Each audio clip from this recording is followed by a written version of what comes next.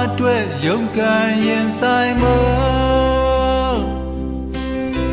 ခီးထွက်မဲ့လောကကိုလူသား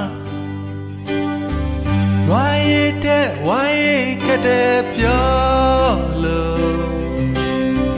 အတင်းငါကြောခိုင်းထွက်လာစဉ်ရီတရားနဲ့မှန်ရနေလေတော့စနီးမရရဲ့ရင်ဝင်စုနေမလားအတင်းလို့ခရီးကြမ်းစကားလမ်းစဉ်မန်ထားရဲ့လမ်းစာမဆုံးငင်မှာ